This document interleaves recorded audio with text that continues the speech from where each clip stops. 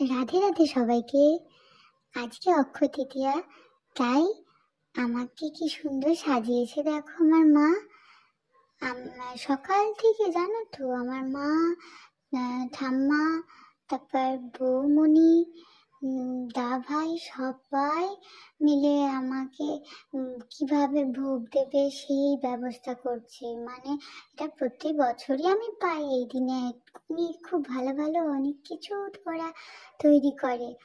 আমার তো খুব মজা হয়, দারুণ লাগে। তারপর জানো তো, বৌমনিকে কিন্তু এত সকাল সকাল কোনোদিন দেখতে পাওয়া যায় না নিচে। কারণ বৌমনি এত সকাল সকাল ওঠেই না। এত সকাল সকাল মানে আজকে অক্ষয় তৃতীয়ার দিনে অনেকটাই সকাল সকাল সবাই উঠেছে। আর মা তো রোজই ওঠে, কারণ আমি তো 4টের সময় ঘুম থেকে উঠি। তো বৌমনি দেখো সকাল সকাল আমার জন্য মালা গেঁথেছে, তারপর কত রান্না বান্না করেছে মায়ের সাথে। আর ঠাম্মা সবজি কেটে দিয়েছে, তারপর দা ভাই বাজার করেছে, বাবা বাজার করে এনে দিয়েছে। কি মজা কি মজা! এই যে দেখো আমার মা আমার জন্য খিচুড়ি ভোগ রান্না করছে। জানো তোমরা কি কি হয়েছিল রান্না বান্না?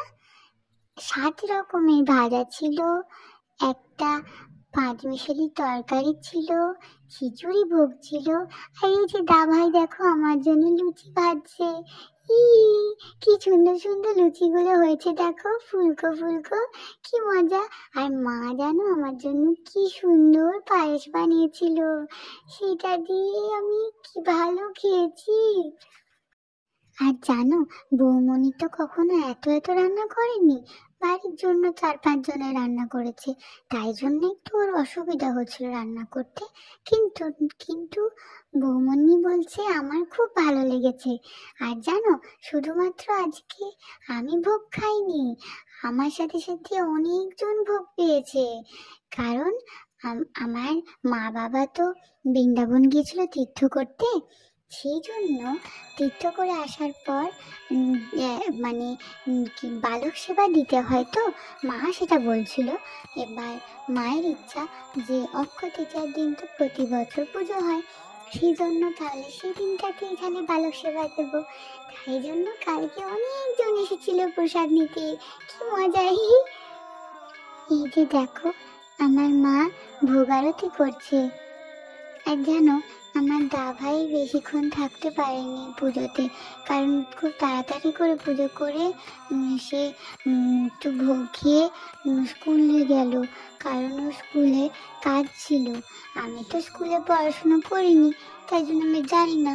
কিন্তু দা ভাই কিন্তু খুব মন খারাপ হয়েছিল। দা ভাই বলছে আমি কেন থাকতে পারছি না পুরো পুজোটা, আমাকে এক্ষুনি চলে যেতে হবে, দূর ভালো লাগে না। কিন্তু কি করব বলো, আজকে ওর কাজ ছিল। তাই ঠিক আছে, কোনো অসুবিধা নেই। তাই জন্য সে খেয়ে দিয়ে তারপরে ও চলে গেল। তারপরে তো সবাই এলো প্রসাদ নিতে। তারপরে খুব আর সবাই এসে গল্প করলো, আমাকে দেখলো। আমাকে না আজকে কি সুন্দর লাগছিল জানো, একটা নতুন আমাকে একটা জামা পরিয়ে দিয়েছে আমার মা, কি ভালো লাগছিল। এই তোমরা না সবাই জানিও কেমন লাগছে আমাকে দেখতে। আজকে নতুন জামা পরিয়েছে আমাকে মা, তাই জন্য আমি খুব খুশি, আমার খুব ভালো লাগছে। তারপরে তো এত এত আমাকে ভোগ দিয়েছে, এটা তো আরো খুশি। এখন আমি যাই বুঝলে, তোমরা সবাই ভালো থেকো কিন্তু। রাধে রাধে।